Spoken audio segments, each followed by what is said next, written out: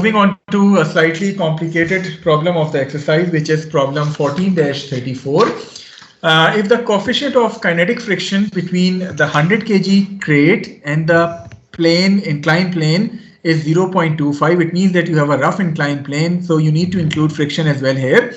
You need to determine the speed of this crate at the instant the compression of the spring becomes x equal to 1.5 meters. Initially, the spring is unstretched and the crate is at rest. So you need to perform the analysis on this crate. This is going to be position 1 from where this crate is being released from rest. This crate is going to move down this incline and it is going to strike this spring. You need to find out that once this crate has compressed this spring to a distance of x equal to 1.5 meters, what is going to be the velocity of this crate? I hope that the question is clear to all of you. Starting with, first of all, drawing the free body diagram of this crate between position 1 and position 2. Probably the forces which would be acting on this crate are, the first force is going to be the weight of this crate, which would be acting vertically downward. Then once you remove that inclined plane, you are going to get a normal reaction force, which is going to be in a direction which is perpendicular to the contacting surface between the crate and the inclined plane. So these are the two forces that would be acting on this crate. Then there is going to be some spring force because the spring is compressing. As a result, you are going to get the spring force in this direction as shown to you here. Is there any other force which I must show on this free body diagram? Yes, sir, friction force. Since the plane is not smooth, it is a rough plane, so there is going to be friction force and the direction of that friction force is going to be up the incline. So these are the four forces that would be acting on this crate from position 1 to position 2, जो कि आपको show की गई है when the spring is being compressed 1.5 meters. This angle is known to us as 45 degrees. Okay, again, since you have forces involved here, the velocities are involved as well as the displacement is involved here. So FVNS, work and energy principle, is going to give you a direct solution. So applying the principle of work and energy on this crate from position 1 to position 2, the work energy principle says that the initial kinetic energy of this crate plus work done by all the forces in moving the crate from position 1 to position 2 should be equal to the final kinetic energy of this crate.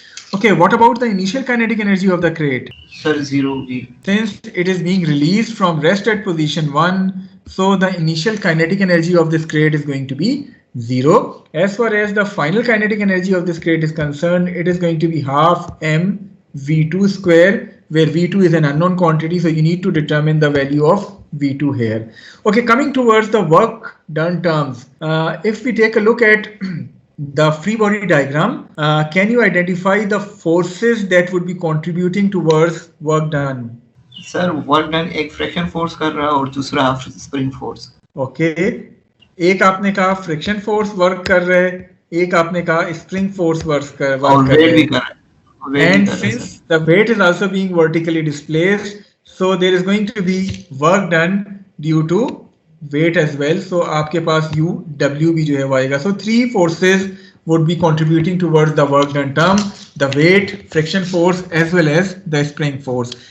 एक एक करके start करते हैं. First of all, starting with the work done due to weight. As per our previous discussion, the work done due to weight would have a magnitude of W times delta Y. Should it be positive or negative work done? Sir, positive. The weight is acting downward. The vertical displacement is also acting downward. So work done due to weight is going to be a positive quantity. Weight is going to be equal to 100 into 9.81. What about this delta Y? Can you identify the value of delta Y? Sir, sine 11.5. So if I write it as 10 plus x sine 45, is it going to be correct where x is 1.5 meters? मैंने x की term में लिखा है इसको. Yes, sir. ठीक है, so it is going to be 10 plus x, or you can directly write 11.5 sine of 45. So this is going to be the work done due to weight. Is this point clear to all of you? Okay. The next point is work done due to force of friction. Now, since force of friction is being involved here, So shall we first find the value of NC and how we can find that? Sir, equation of motion at position 1. So applying the equation of motion, summation Fy equal to 0 will give you the value of NC to be equal to W cos 45. ठीक है? So that is how you have found the value of NC to be equal to W cos of 45. Okay. Now what should be the work done due to this force of friction? Mu NC into 11.5. So mu NC into say 10 plus x, मैं इसको x की term में लिखता हूँ क्योंकि मैं इसको कहीं और भी यूज करना चाह रहा हूँ. So mu NC into 10 plus x, should it be positive or negative? Negative. Since friction force is acting opposite to the direction of displacement, so that's why this work done due to force of friction is going to be a negative quantity. Is this point clear to all of you? Yes, sir. Okay. Now coming to the third term, which is work done due to spring force. By formula, it is minus half k S2 square minus half k S1 square. What should be the value of S1 at position 1? Is the spring being displaced from its unstretched position? No, sir. 0. So this S1 is going to be equal to 0. What about S2? 1.5. It is going to be x, which is 1.5. So once you solve this equation, overall this is going to be the total equation. The initial kinetic energy, which is 0. This is the work done due to weight. This is the work done due to spring force, work done due to friction, and this is the work done due to spring force, and this is the final kinetic energy. So in this equation, the only unknown quantity here is the velocity v2. So once you solve it, this velocity comes out to be 8.64 meters per second. Is it clear to you all? Yes, sir. Okay, now let me change the question a little bit. मैं आपसे कहता हूं कि instead of finding the final velocity which is being asked in 14-34, you need to determine the maximum compression that can occur in this spring in order to stop this block. How you are going to determine the maximum compression in this spring in order to stop this block? क्या change आनी है इसमें? V final 0 put कर देंगे. तो उस case में V2 हम 0 पुट कर देंगे और इस इक्वेशन को मैंने x की टर्म में जो लिखा था, so I am going to solve it for x, जो कि एक ही अननोन है. मुझे ये x की वैल्यू यहाँ से मिल जाएगी, which represents the maximum compression in that spring needed to stop that block. Is this point clear to all of you? Yes, sir. Okay, so with this we are done with this topic of principle of work and energy. If you have any queries, any question regarding the principle of work and energy, you can ask now. Otherwise, we are going to move forward towards the next topic. और screen में sir अगर इसमें ये भी मांगा हुआ हो कि वापस ये बॉक्स को कितना वापस हाइट पे रिपेल करेगा. बिल्कुल ठीक है, वो आप कर सकते हैं कि नहीं कर सकते?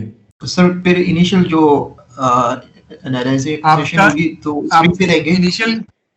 इनिशियल पॉइंट ये हो जाएगा फिर जिस पे वो स्प्रिंग मैक्सिमम कंप्रेस है, उस स्टेज पे वेलोसिटी आपके पास 0 आ जाएगी और उसके बाद जब आप रिलीज करेंगे तो ये आपकी पोजीशन 2 हो जाएगी, जब दोबारा जाके वेलोसिटी जो है वो 0 होती है. सही sir, thank you so much. Okay, so moving on to our next topic. इसमें मैंने पावर और एफिशिएंसी की कोई प्रॉब्लम ऐसा नहीं करवाई है.